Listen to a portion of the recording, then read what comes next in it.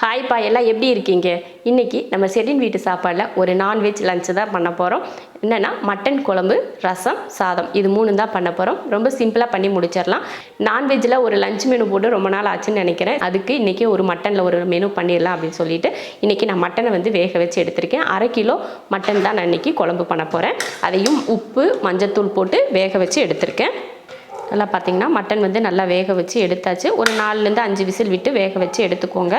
தண்ணியும் பார்த்திங்கன்னா அளவுக்கு அதிகமாக ஊற்ற வேண்டாம். அந்த கறி முங்குற அளவுக்கு தண்ணி மட்டும் ஊற்றி மஞ்சத்தூள் உப்பு 2 மட்டும் போட்டு வேக வச்சுக்கலாம். அவ்வளோதான். இப்போ நான் வேக வச்சு எடுத்துகிட்டேன். குழம்பு தாளித்து விட்டுறலாம். இப்போ வந்து நம்ம குழம்பு தாளித்து விட்டுறலாம். நம்ம முன்கூட்டியே மட்டனில் வேக வச்சு எடுத்துட்டோம் இல்லையா? இப்போ குழம்பை தாளித்து விட்டுட்டு அதுக்கப்புறமா நம்ம சாதம் ரைஸ்லாம் வச்சுக்கலாம். ஸ்டவ் ஆன் பண்ணிவிட்டு ஒரு பாத்திரம் வச்சிடலாம். அடுத்து எண்ணெய் வந்து நல்லா காஞ்சிருச்சு. அதில் ஒரு 2 துண்டு பட்டை, 2 ஏலக்காய், 2 கிராம்பு. பட்டை கிராம்பு பொரிஞ்சதுமே கருவேப்பிலை, அடுத்து வெங்காயம், ஒரு 100 கிராம் அளவுக்கு சின்ன வெங்காயம்,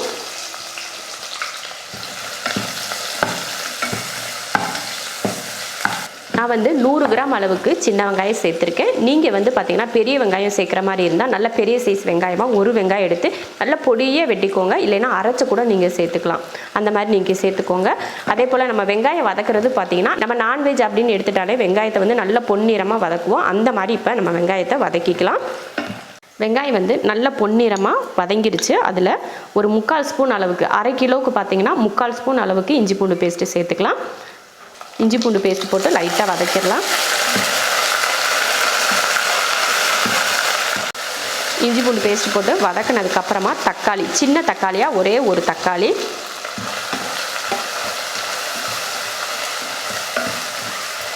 தக்காளி போட்டு ஓரளவுக்கு வதங்கிருச்சு. தக்காளியும் கூட பாருங்கள், தக்காளி போட்டதுக்கப்புறம் நல்லா வதங்கிருச்சு. இப்போ வந்து நம்ம மசாலா பொடி சேர்த்துக்கலாம்.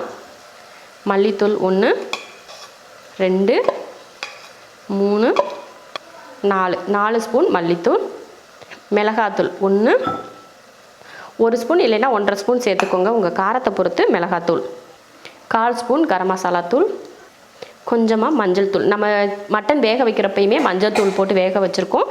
இப்போ கொஞ்சம் சேர்த்துக்கிட்டால் போதும். அதையும் அந்த எண்ணெயில் நல்லா வதக்கிடலாம். மசாலா இது போல் நல்லா எண்ணெயில் வதக்கிக்கோங்க. அப்போ தான் அந்த மல்லித்தூள் மிளகாத்தூளோட பச்சை வடை வந்து நமக்கு குழம்புல இருக்காது. அதனால தான் நான் வதக்குறேன். இப்போ இதில் மட்டனை மட்டும் வடிச்சிட்டு சேர்த்துக்கலாம்.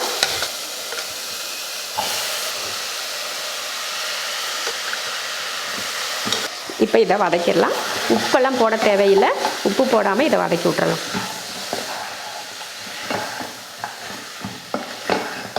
மட்டன் என்னதான் வேக வச்சுருந்தாலும் நம்ம இந்த மாதிரி தாளிக்கிறப்போ கொஞ்சம் நேரம் வதக்கி விட்டால் தான் அந்த மட்டன் வந்து சாப்பிட்றதுக்கு நல்லாயிருக்கும். நல்லா ஒரு கிட்டத்தட்ட ஒரு 5 நிமிஷம் கிட்ட நல்லா வதக்கி விட்டுக்கலாம். அதுக்கப்புறமா நம்ம தண்ணி ஊற்றி வேக வச்சுக்கலாம். இப்போ நான் உப்பு எதுவுமே சேர்த்துக்கல. ஏன்னா நம்ம மட்டனில் உப்பு போட்டு தான் வேக வச்சுருக்கோம். அதனால் உப்பு இதில் இருக்கும், மட்டனில் உப்பு இருக்கும். அதனால் நம்ம எக்ஸ்ட்ரா சேர்க்க வேணாம். கடைசியாக குழம்புக்கு தண்ணியெல்லாம் சேர்ப்போம் பார்த்திங்களா? அந்த டைமில் பத்தலைனா மட்டும் நம்ம உப்பு சேர்த்துக்கிட்டால் போதும். இதை ஒரு 5 நிமிஷத்துக்கு நல்லா வதக்கி விட்டுறலாம். நல்லா வதக்கியாச்சு ஒரு 5 நிமிஷத்துக்கிட்ட. இப்போ நம்ம தண்ணி சேர்த்துடலாம். தண்ணி சேர்க்குறதுன்னு பார்த்திங்கன்னா நம்ம மட்டன் வேக வச்சோம் இல்லையா, அந்த தண்ணியை தான் இப்போ இதில் சேர்த்துக்க போகிறோம். உங்களுக்கு கிரேவி பக்குவமாக வேணும் அப்படின்னு நினச்சிங்கன்னா இப்போ நம்ம ஊற்றிருக்கோம் பார்த்திங்களா மட்டன் வேக வச்ச தண்ணி, அதோடையே நீங்கள் விட்டுறலாம். இல்லை கொஞ்சம் குழம்பு எக்ஸ்ட்ரா இருந்தால் நல்லாயிருக்கும் அப்படின்னு நினச்சிங்கன்னா எக்ஸ்ட்ரா கூட கொஞ்சம் தண்ணி சேர்த்துக்கலாம். அவ்வளோதான். தண்ணியெல்லாம் ஊற்றியாச்சு. இப்போ இந்த டைமில் உப்பு கொஞ்சம் பத்தலை, அந்த மாதிரி கொஞ்சம் சேர்த்துக்கலாம். பார்த்துட்டு சேர்த்துக்கோங்க. எனக்கு வந்து உப்பு பத்தலைன்றதுக்காக நான் சேர்த்துருக்கேன். இப்போ வந்து குழம்பு நல்லா வேகட்டும். ஒரு 10 நிமிஷத்துக்கிட்ட நல்லா கொதித்து வேகட்டும். அதுக்கப்புறமா நம்ம எடுத்து பார்த்துக்கலாம். அதுக்குள்ளேயும் நம்ம சாப்பாடையும் ஒரு அடுப்பில் வச்சு விட்டுட்டு ரசத்துக்கு ரெடி பண்ணுறதுக்கு டைம் வந்து நமக்கு சரியாக இருக்கும். இப்போ சாப்பாடு பார்த்திங்கன்னா இதில் ஒரு படி அரிசி போட்டு ஊற வச்சுருந்தேன். நம்ம எப்பயுமே பார்த்திங்கன்னா அரிசி வந்து 1/2 மணி நேரத்துக்கு முன்னாடியே ஊற வச்சுருவோம். அந்த மாதிரி ஊற வச்சு எடுத்திருக்கேன். தண்ணி சேர்த்துருவோம். 1க்கு 2 தண்ணி ஊற்றி தேவையான உப்பு போட்டு குக்கர் மூடிடலாம். அடுப்பில் வச்சு 3 விசில் விட்டு ஆஃப் பண்ணிக்கலாம். இப்போ வந்து குழம்பு வேக வச்சு 10 நிமிஷம் கிட்ட ஆயிடுச்சு. 10 நிமிஷத்துலேயே மட்டன் வெந்துருமா அப்படின்னு கேட்டிங்கன்னா கண்டிப்பாக வெந்துடும். ஏன்னா நம்ம விசில் வந்து 4 விசில் 5 விசில் கிட்ட அதுவே வேக வச்சு தான் எடுக்கிறோம். மறுபடியும் இந்த மசால் கூட சேர்த்து ஒரு 10 நிமிஷம் வேகிறப்போ ஒரு கிட்டத்தட்ட ஒரு 30 நிமிஷம் வேக வச்ச கணக்கு தான் வரும் நமக்கு. ஏன்னா நம்ம குக்கரில் வேக வைக்கிறது வந்து சீக்கிரமே வெந்துடும் இல்லையா, அந்த மாதிரி கணக்கு வச்சு தான் இதில் நான் ஒரு 10 நிமிஷம் வேக வச்சுருக்கேன். அந்த மசால் வந்து மட்டனில் பிடிக்கணும் அப்படின்றக்காக தான் 10 நிமிஷம் வேக வச்சுருக்கேன். இப்போ 10 நிமிஷம் ஆயிடுச்சு. குழம்பு எடுத்து பார்க்கலாம்.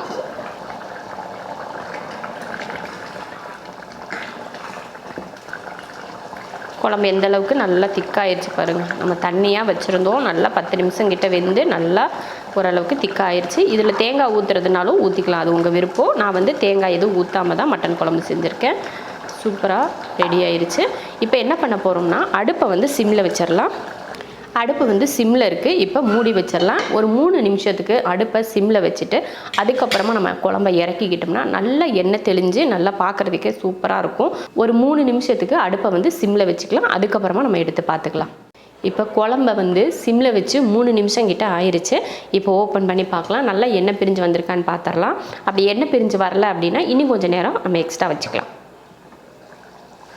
சூப்பர் பாருங்கள், சூப்பராக எண்ணெய் பிரிஞ்சு வந்திருக்கு பாருங்கள். ஓரங்கள்ல எல்லாம் சூப்பராக எண்ணெய் பிரிஞ்சு வந்திருக்கு. அவ்வளோதான். இதோட நம்ம வந்து குழம்பை இறக்கி வச்சிடலாம். அடுப்பை ஆஃப் பண்ணிடுறேன். இப்போ குழம்பு ரெடி ஆயிடுச்சு. சாப்பாடுலேயும் பார்த்தீங்கன்னா விசில் வந்து ஆஃப் பண்ணிட்டோம். குழம்பு ரெடி ஆயிடுச்சு. இப்போ வந்து நம்ம ரசத்துக்கு ரெடி பண்ணிக்கலாம். எடுத்து வச்சுட்டு ரசத்துக்கு எல்லாம் தேவையானதை ரெடி பண்ணிடலாம். ரசம் பண்ணுறதுக்கு முன்னாடி ஃபஸ்ட்டு மிளகு ஜீரகம்லாம் தட்டி எடுத்துக்கலாம். 1/4 ஸ்பூன் அளவுக்கு ஜீரகம், 1/2 ஸ்பூன் மிளகு, இதை ஃபஸ்ட்டு தட்டி எடுத்துடலாம். அதுக்கப்புறமா பூண்டு பல் போட்டுக்கலாம். அடுத்து ஒரு 5-6 பூண்டு பல்லை போட்டு தட்டி எடுத்துக்கலாம். ரசத்துக்கு தட்டியாச்சு. அதுக்கு அடுத்து புளி கரைச்சிக்கலாம். இந்த மாதிரி ஒரு பெரிய நெல்லிக்காய் அளவுக்கு புளி எடுத்திருக்கேன். அதை கரைச்சி எடுத்துகிட்டு அந்த சக்கையை எடுத்து போட்டுடலாம். புளி கரைச்சாச்சு. ரசத்துக்கும் தட்டி எடுத்தாச்சு. இப்போ தாளித்து விட்றலாம். ரசம் தாளிக்கிறதுக்கு எண்ணெய் காஞ்சதுமே கடுகு உளுந்து, வெங்காயம் பொரிஞ்சதுமே ஒரு 2-3 சின்ன வெங்காயத்தை பொடியாக கட் பண்ணியிருக்கேன், அதை சேர்த்துக்கலாம்.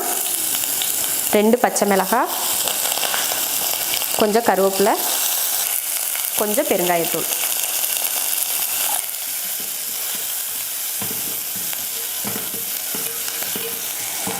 இதை வதக்கியாச்சு. அடுத்து இதில் தக்காளி சேர்த்துக்கலாம். 2 தக்காளி இதில் சேர்த்துக்கிறேன்.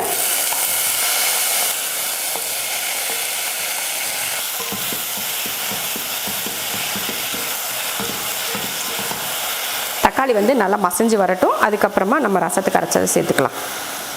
தக்காளி நல்லா வதங்கிருச்சு. அடுத்து இதில் நம்ம ரசத்துக்கு அரைச்சோலையே அதை சேர்த்துடலாம். அடுத்து கொஞ்சம் மஞ்சத்தூள் சேர்த்து வதக்கிடுவோம்.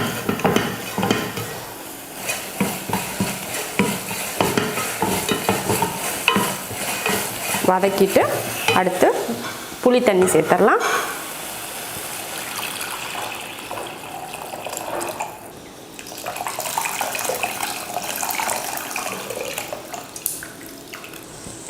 ரசத்துக்கு தேவையான உப்பு. நீங்கள் தண்ணி சேர்க்கறது வந்து உங்கள் புளிப்பை பொறுத்து தண்ணி சேர்த்துக்கோங்க. நிறைய புளிப்பு காரம்லாம் நிறைய இருந்துச்சுன்னா கொஞ்சம் தண்ணி சேர்த்துக்கோங்க. இது எனக்கு வந்து புளிப்பு காரம்லாம் சரியாக இருக்குது, அதனால இந்த அளவுக்கு தண்ணி போதும். இப்போ லாஸ்ட்டாக கொஞ்சம் மல்லித்தலை. அவ்வளோதான், ரசமெல்லாம் ரெடி ஆயிடுச்சு. லைட்டாக ஒரு கொதி வரட்டும், இறக்கிக்கலாம். லைட்டாக கொதி வர ஆரம்பிச்சிருச்சு பாருங்கள். இப்போ ரசத்தை ஆஃப் பண்ணிடலாம். இப்போ நம்ம வீட்டில் லஞ்ச் மெனு ரெடி ஆயிடுச்சு. சாப்பாடும் ரெடி, குழம்பு ரெடி, அதே போல் ரசமும் ரெடி ஆயிடுச்சு. இப்போ சாப்பாடு வச்சும் கூட ஸ்டீம் கூட நல்லா இறங்கிருச்சு. இப்போ வந்து நம்ம பரிமாறிக்கலாம். ரொம்ப ஈஸியாக செய்யக்கூடிய, அதே சமயம் மசாலாக்கள் அதிகம் சேர்க்காமல் பண்ணின மட்டன் குழம்பு, அப்புறமா ரசம், அப்புறம் சாதம். ரொம்ப சிம்பிளான ஒரு லஞ்ச் ரெடி ஆயிடுச்சு. ரொம்ப ஈஸியான ஒரு நான்வெஜ் லஞ்ச் மெனு செஞ்சு முடிச்சிட்டோம். ரொம்ப சிம்பிளாக செஞ்சிடலாம். இது வந்து தனியாக தங்கி சமைச்சு சாப்பிட்றவங்க அவங்க கூட ரொம்ப ஈஸியான முறையில் செஞ்சு சாப்பிட்லாம். இந்த மாதிரி ஒரு மட்டன் குழம்பு, ஏன் சொல்லப்போனால் நம்ம அஸ்மா பாப்பாவே இந்த குழம்பு வந்து ஈஸியாக செஞ்சு முடிச்சிடுவோம். அவ்வளோ சிம்பிளான ஒரு குழம்பு, அதே சமயம் ருசியும் பார்த்திங்கன்னா ரொம்ப ரொம்ப அருமையாக இருக்கும். இதே போல் மட்டன் குழம்பு, ரசம், சாதம் நீங்களும் செஞ்சு பார்த்துட்டு எப்படி இருக்குன்னு சொல்லிட்டு கமெண்ட்டில் சொல்லுங்கள். பிடிச்சிருந்தா லைக் பண்ணிவிட்டு ஷேர் பண்ணிவிட்டு நம்ம ஷெரின் வீட்டு சாப்பாடு சேனலை சப்ஸ்கிரைப் பண்ணி பக்கத்தில் இருக்க பெல் ஐக்கானை கிளிக் பண்ணி வச்சுக்கோங்க. இப்போ சாப்பிட போகலாம்.